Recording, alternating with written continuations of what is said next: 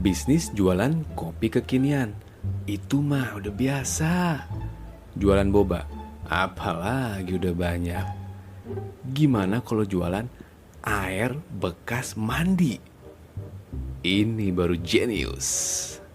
Mari let's go, dicangcutin aja.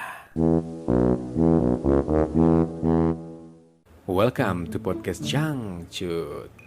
Teman-teman, di malam Jumat ini pasti banyak banget yang lagi ngomongin horor, cerita soal horor. Kali ini gua bakal cerita yang lebih horor daripada horor. Gila, apaan tuh? Yes, belakangan ini ada berita soal Dinar Candy yang jual air bekas mandinya dan dihargain 70 juta. Sebelumnya dia pernah jual juga tuh celana dalamnya dihargai 50 juta dan laku, teman-teman. Ada yang beli 50 juta. Tadi gue sempat bilang kalau ini genius dan worth it.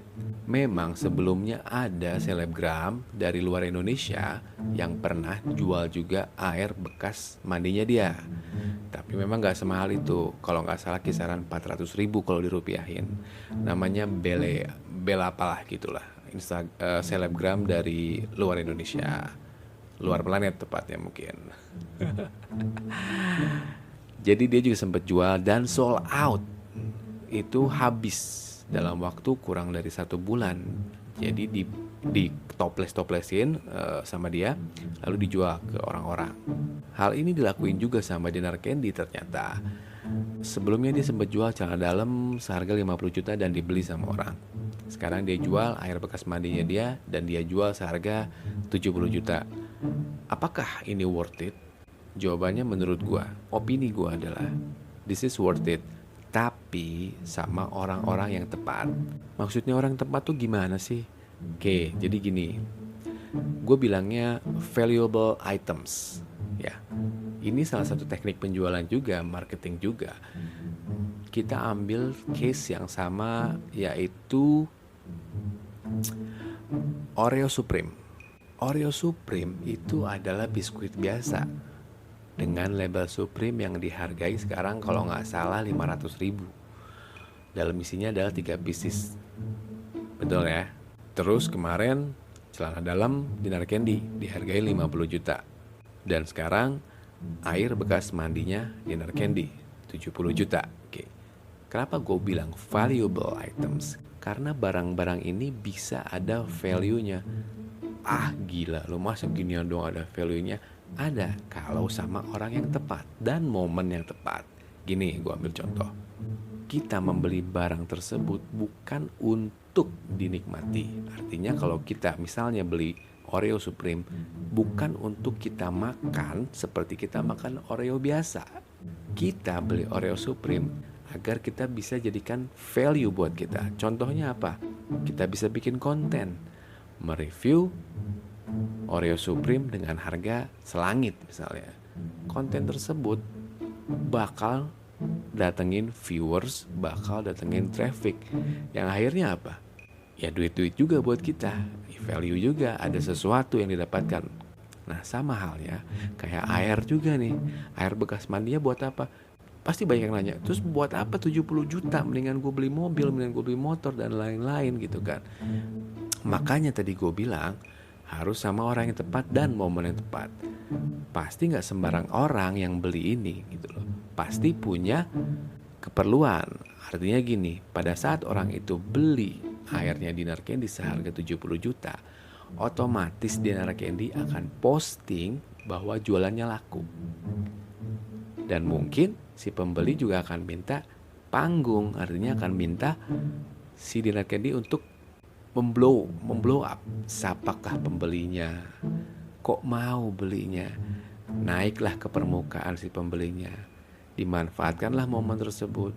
Bikinlah YouTube, bikinlah review, bikinlah alasannya kemana-mana. Akhirnya ada yang didapatkan oleh si pembeli tersebut. Mungkin nantinya bisa balik modal dari entah apalah, dari AdSense atau dari iklan atau diundang sana sini, acara TV dan lain-lain. Itu supaya dia bisa naik permukaan. Jadi kalau dibilang worth it atau enggak, bisa worth it dengan orang yang tepat dan momen yang tepat. Valuable bisa sangat bervalue untuk orang-orang yang bisa mengembangkan item tersebut menjadi value yang bisa dinikmati banyak orang, walaupun secara fungsi memang unfaedah lah ya, bisa dibilang gitu. Nah, cuman untuk jual-jual barang-barang valuable kayak begini, nggak semua orang bisa, nggak semua. Artinya, orang yang jualan ini harus sudah punya nama besar atau perusahaan yang besar. Nggak bisa orang biasa jualan misalnya tisu, kita jualan tisu seharga 20 juta gitu. Ya itu nggak ada value-nya. Buat apa? Karena yang dibeli juga bukan dari orang besar, bukan dari orang yang bisa naikin kita gitu ya, bukan dari perusahaan besar, dari orang biasa. Itu nggak akan bisa.